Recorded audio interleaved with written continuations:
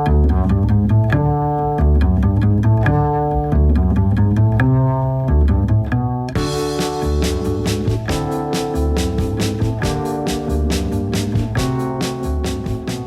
to another episode of H2O in the Know, the podcast in which we discuss all things related to bottled water. In today's episode, we'll talk about ways bottled water companies can enhance their messaging to make their brand stand out in a crowded market. Our guest today is Marketing Consultant Jim Karrh, who's a coach, writer, speaker, and last but not least, host of the Manage Your Message podcast. I'm your host, Chris Torres, and Jim, thank you for joining us on the show today. How are you? Oh, terrific, Chris. Well, it's great to be here. I obviously like the podcasting thing. I enjoy yours, and it's always a pleasure to speak to my friends at IBWA. Thank you, Jim. And let's dive right in here and let's get started. So you're big on messaging. And in the presentations that you give around the country, you talk about the need for people and companies to manage the message. And as I mentioned a second ago, you even host a podcast by that same title. In particular, you focus on why companies should always be mindful of how they engage with customers. Can you explain what you mean by managing the message? Sure. And in many ways, Chris, I define managing the message by what it is not, meaning it isn't about your mission statement or slogan or traditional advertising or promotions. It isn't even necessarily about social media. Now, all of those things might have a role in your business. They're important. But the reality of marketing today is that consumers and customers are driving the conversation, and the vast majority of word of mouth, even in this more digital age, happens offline in everyday normal conversation. Jonah Berger researched this for a book called Contagious, and he found that across industries, on average, this number might blow your mind, more than 90% of word of mouth happens offline. So that's why I think about managing the message as a big growth opportunity that's often hiding in plain sight. The bottled water industry, and especially on the HOD side, is a very personal business. Your listeners have regular face-to-face contact with customers, and you sell something that people put in their bodies every day. So it makes business sense, especially in this industry, to recognize that while you can't control that everyday natural conversation, you can indeed manage it. And if you aren't managing those conversations, I see some bad things that can happen to the business. And the first, the one that I probably hear the most, is inconsistency. I call it cowboys. Everyone is kind of having the cowboy mentality. They're doing things their own way. Everyone's telling their own story. The second problem that you might recognize in your business is crickets. Like the crickets are chirping because not a whole lot is happening, which probably means you could use more people helping to tell your story and share the message. And the third one that I see is sounding like everybody else. It's what I call commodities. That means your message isn't distinctive, it isn't different. So if you're seeing evidence of cowboys or crickets or commodities in your business, there's plenty of good news. You don't necessarily need to change your product line or pricing or even the people in your business, just the way that people who are close to your business talk about it. So it becomes, Chris, a very solvable, manageable problem. All right. Now, managing the message doesn't just apply to customers. Why is it important for companies to manage the message internally? Yeah, that's an important point. Just as the industry overall is very personal in nature, I mean, the way that any of us talk about our work is also by nature very personal. Your employees, and I would also include current customers, suppliers, everyone close to the business, needs to believe in what they're saying. You want those employees to carry a message consistently, so they need to believe, hey, yes, that's us. That describes my work and my value. Your everyday business message for actual human conversation needs to be something that feels natural, not forced, not too salesy, as some people might say, but helps your people feel informed and helpful, and that's something people can remember in the moment when they have the opportunity. So that's why mission statements and slogans aren't necessarily the best foundation for equipping people internally for those everyday conversations. Again, the message certainly shouldn't be in conflict with your mission or vision or your advertising messages, but instead it needs to be translated and simplified. So when I work with companies and put together their messaging, I always want to include people from lots of different perspectives and parts in the company. So certainly the customer-facing employees, but also that so-called back office. A lot of business owners, Chris, they tell me a major issue for them these days is recruiting and retaining great employees. With low unemployment rates across much of the country, there's a real squeeze on talent. So to your question, a key part of companies' growth plans is to make sure you have enough of the right internal talent in place. So you have to be selling your company as a great place to work at the same time you're selling your products. So that's why when I work with companies on their messaging, we make sure we cast a real wide net. And this is something you can do yourself in your business. Just don't confirm with only the sales and marketing teams. Everyone needs to see their fingerprints on that message to some degree to know it's a good representation of their work and their value. So let's talk a little bit about the characteristics of messaging. What or who do you say would make a good messenger? Yeah, good messengers come in many forms, just not necessarily in the forms that you and I have generally been taught over the years. Here's the most notable, maybe the most surprising answer to that question is that extroverts don't necessarily make the best messengers. Now, I had for many years assumed that extroverts were the most persuasive people, the best salespeople. And it makes sense, right? Extroverts get a lot of energy from talking to other people. They tend to have a pretty thick skin. They'll make the extra call. They'll knock on one more door.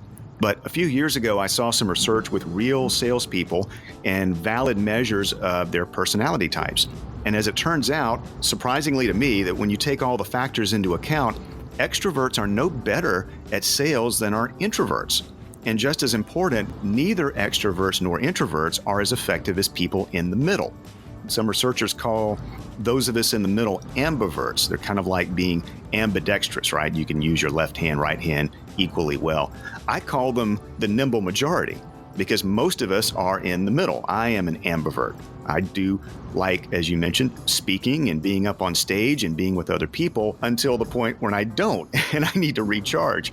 So the good news is that most of us are in the middle. So most of us are naturally wired to be good messengers. And I think that's both a relief as well as a challenge for businesses and your listeners. It's a relief because most of the people in your business, with a little guidance and encouragement and the right tools, can be very effective advocates for the business. The challenge is that there's really no good excuse for not involving everybody and not leveraging their own talents. What do you think are some habits that companies should avoid when it comes to messaging? Well, Chris, the most common habit is so natural and it's so easy to fall into. It's talking about ourselves too much. And this plays out in everyday conversations. It especially plays out in social media. Probably no big surprise to anybody who's on Facebook or Twitter or LinkedIn, but research shows that 80% of the time in social media, people are talking about themselves. And all of that tends to spill over into our businesses. It spills over into websites and advertising, other promotional language. So if you look at your own stuff, you're likely to see a lot more I and we than you will see you. People just get into comfortable habits, and it's most comfortable for us to talk about the things we know, which is ourselves and our company and our products. We're surrounded by it every day, so that continues to get reinforced over and over again inside the business. It is not completely our fault. We can blame our brains. Brain science shows that when we speak about ourselves, there are certain areas of our brains that become more activated, and those are the exact same brain spaces that link to the feelings of pleasure that we also get from a great meal and even sex. So we're chemically drawn to the habit of talking about ourselves because it feels good. And there's a related point, is the trap of talking in industry language. I mean, the bottled water industry is no different than most. Is that we tend to get caught up in our own language, our own lingo, our acronyms. One of the examples that I share in some of my talks comes from the watch industry. So Chris, if you were to look at watch advertising, so in magazines or billboards or online, you'll probably notice something unusual. About 95% of the time, the actual time set on those watches is 10:10. Or something very close to it. Now, that's been the case for 2 generations. It wasn't always the case. Back in the 1920s, 30s, and 40s, if you look back at those print advertisements, long before TV and the like, you would see ads for watches and pocket watches, and the time was typically set to about 8:20. right? But something happened in the middle of the last century is there began a focus on subliminal advertising and people thinking that there would be hidden messages in ads and that might, prompt people to buy more stuff. And a lot of people were looking at a watch face and thinking that it somewhat resembled a human face and that the hands on a watch, say if it were set at 820, would kind of look like a frowning face. And that wasn't going to persuade anyone, subliminally or otherwise, to buy a watch. But if you set the hands at 1010, then very, very subtly, it looked like a smile.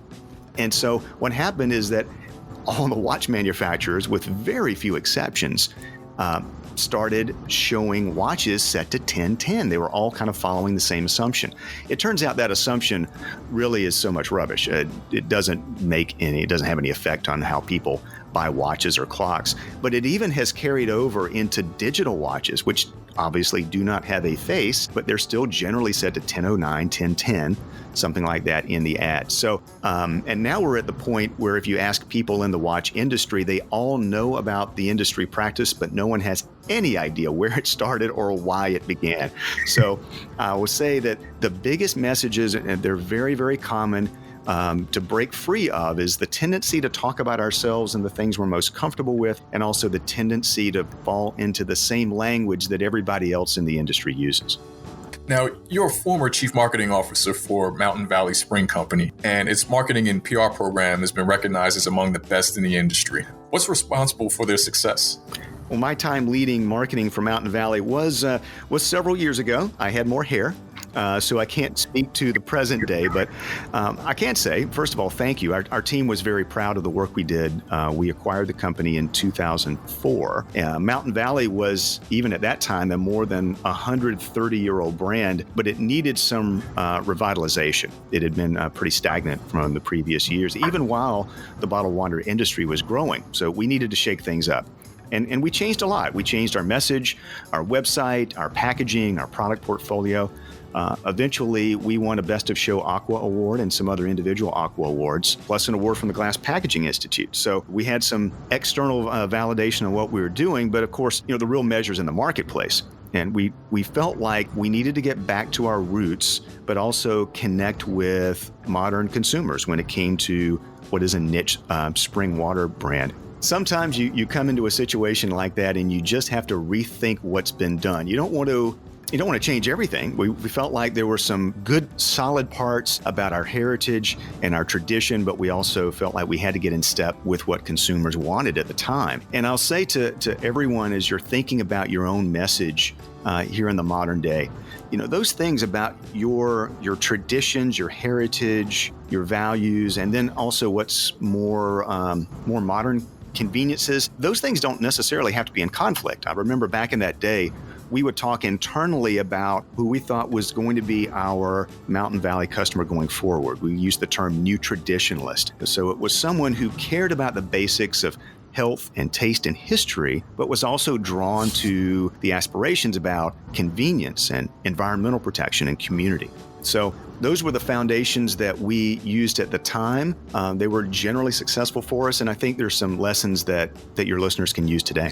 Now, looking a bit more broadly at the bottled water industry today, what's the most important thing that companies should be doing? And what do you think is the biggest misstep that you see brands making today? Well, the first thing to acknowledge and to celebrate, Chris, is that the industry is in a really good place right now. I mean, there are good reasons bottled water is the most popular packaged beverage now in the U.S. So I think as we can talk about some good ways to continue to reinforce and share that good news, and the social proof with it is a very good thing. So we're in a good position. I think if there's a common misstep is trying to, as I would say, educate the market, right? And that can be just a very frustrating sort of thing if you think that people just aren't getting it.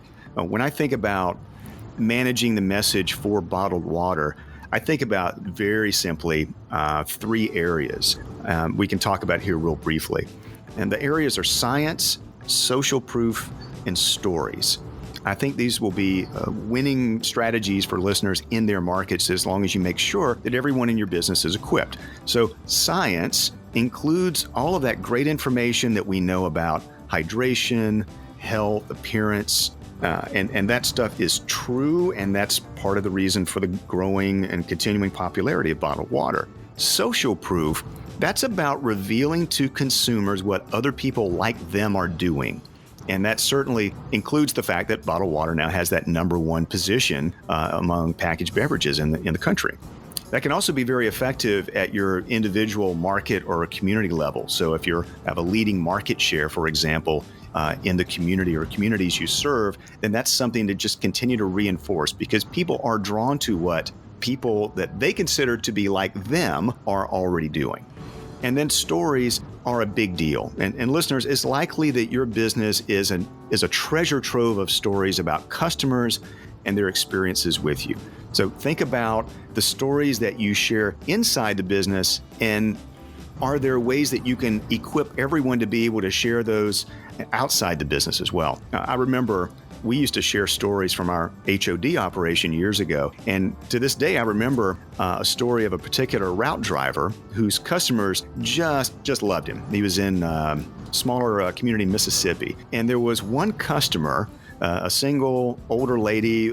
He'd been making deliveries to her home for probably 8-9 years. One day, that lady was not at home for her regularly scheduled delivery. Not only did she leave the door unlocked, so this route driver could bring in the delivery, but she had also prepared lunch for that driver on a paper plate that he could take with him, and had written out a thank you note.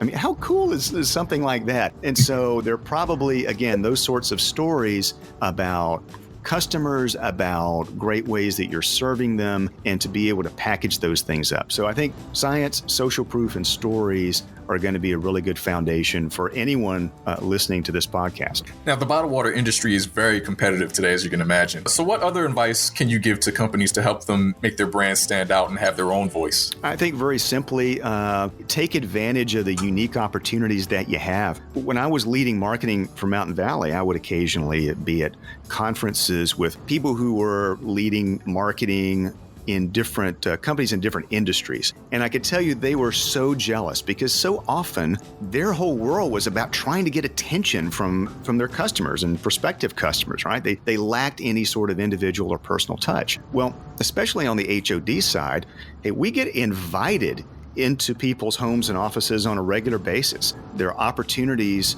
here to actually be in conversation, to sample, to donate, making sure that those contacts get translated into meaningful conversations and ways to leverage personal face-to-face opportunities. I know it's a bit of a trade-off, because even back in the day, we used to try to balance how efficient we were at making deliveries versus the opportunities to reinforce, deepen the relationships with customers, and do some cross-selling as well. I could say, if anything, just realize that, especially in the HOD world, but really across bottled water, we have a lot of high-touch opportunities to make sure that we make the most of those. And what kind of innovative marketing strategies or tactics have you noticed that are working well with today's customers? Well, we spoke earlier about authenticity. There's also a big focus with today's customers on their total experience. And so when I talk about managing the message in those real-time offline conversations, I mean, clearly there is overlap into social media,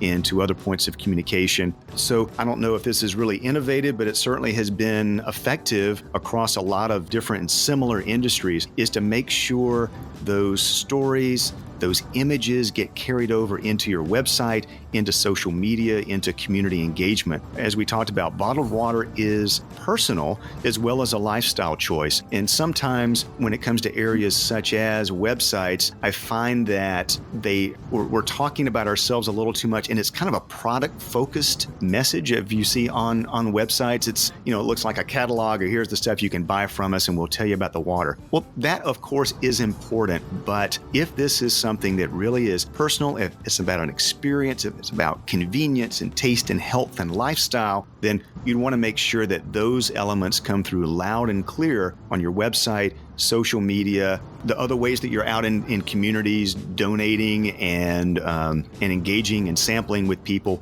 It really should apply across the board. What questions or factors should brands consider before marketing to their customers? Oh, great question. And let's just keep it real simple here and break that into a couple of parts. I'd say specifically, there's marketing to your current customers, as well as marketing to prospects, prospective customers. The current customers that you have, the great news is they know you, they like you. We want to make it easy for them to recommend you, and also don't assume that they know all the ways that they can buy from you. Don't assume that they know all the ways that you can help them. I find this to be certainly not just in the water industry, but across a lot of consumer industries where you've got multiple products, multiple solutions to offer. It tends to be the case that even long-standing current customers don't know all the stuff you have. And because we kind of internally get into a habit about just kind of reinforcements, reorders, is everything okay? Yeah, fine. And then occasionally there may be some sort of new product promotion, et cetera, but that needs to be reinforced. And so make sure among current customers that you're continuing to reinforce the good things that they say about you, but that they know additional ways that you can serve them and help them. And then when it comes to prospective customers, at one level, of course, everybody can be a customer for bottled water because it's good for everyone. It's a simple, repeatable, inexpensive consumer product. But I think it makes sense to prioritize. And the easiest way to start prioritizing prospects is think about the people who are like your best customers today, where they live, what they tend to buy, the products that they tend to buy together, and then think about, how do we find more people like them? So let's use on our website and in social media and in conversations, the testimonials from your best customers who are like them. The trap can be, because you can theoretically serve pretty much everyone in your market, is to approach prospects as some kind of undifferentiated blob, and just go after everyone. Yes, at some level, everyone can drink bottled water, but there's more precision involved. So think about your next really good customers who are probably going to be a lot like your best current customers. Now, the bottled water industry is as healthy as it's ever been, and sales and consumption continue to grow. And for the past 3 years in a row, bottled water is the number one packaged beverage in the United States, which you mentioned a little bit earlier. What do you think this says about consumers? Well, they're obviously pretty smart, Chris. They're making very good choices. As we touched on earlier, there's a lot of good news in the industry. And I think consumers, especially for something like this, when people have so many different options, what they can buy for themselves these days, they are choosing health. They're choosing convenience, they're choosing good taste and a good experience. And I think they're also choosing a good why, as people would say. There are a lot of consumers today are really focused on the why, the essence behind your business. And so I find that companies in the bottled water business and all parts of it have an excellent why. We're providing something that is natural and healthy and good for people. There's a lot of care for the environment. Things are being done in a very responsible way. And I see companies that are helping their communities, and they donate to and support, road races and community events and organizations, and do so in a very tangible and helpful way. Those are all good elements. And so I think it says that consumers are thinking very well about what's good for themselves, what's good for their families, and what's good for their communities. Now, what do you think this says about the industry? Also good news there, Chris. The good news is, the industry must by and large be meeting those consumer needs. Of course, nothing attracts competition quite like success. So no one should be able to rest on their laurels. And I think the danger could be, and I don't see evidence in the industry today that people are sitting around being too comfortable. But again, you can be considered a commodity. And so one of the three pillars of what I call the message management model is about the message itself. And is that distinctive? I tend to think about the message, the messengers, and the management habits that keep those things together. Bottled water has several distinct elements that other beverages cannot match. It's important to keep those distinctive elements in the forefront. And so that we're not just another thing that people can consume, but that bottled water has a special place that will forever keep it distinctive. Now, do you think the popularity of bottled water is a trend or part of a larger shift in our lifestyle? Well, I consider it to be a trend, but in the best sense of that word. It's not a fad. That's been coming for a long time. Bottled water's position now as the number one packaged beverage has been building over the course of a few decades. Back in my Mountain Valley days, we were looking at the trend lines, right? And looking at carbonated soft drinks and how it was flat or starting to even decline in our growth period and projecting when are the lines going to cross. So this has been building for a while. And I think it's around that word lifestyle that you mentioned. Bottled water continues to grow as a category because it fits into consumers' lifestyles. When your product, your brand becomes a natural and important part of everyone's day-to-day lives, then you're in a great position. So let's keep that focus. Remember, we're not a price play. We're something that is part and parcel of people's lives. And I would just reinforce remembering how HOD in particular has that built-in personal connection. So do your route drivers, do your call center colleagues, do they know the things that are most important about what you do? Do they know the product line? Do they know the benefits? Does everyone in the business know those things? Again, there's evidence from lots of other businesses that most of your current customers probably don't know all the things that they can buy from you. That applies to employees as well. I remember a few years ago, I was speaking with a friend of mine who ran a national fast casual restaurant business. And of course, in the restaurant world, the menu is a very literal thing. And she was saying when she came in, more of her employees knew how to apply for vacation time than knew what was on the menu of their restaurants. And so my recommendation is to appreciate the position of the industry right now, but continue to deepen the opportunities in your community, continue to deepen the relationships with your customers, and build the knowledge and the conversational fluency of your employees, making sure they know what to say and when and to whom. All right, Jim. So my last question for you today is, where can people find more about managing the message and reach out to you if they have any additional questions?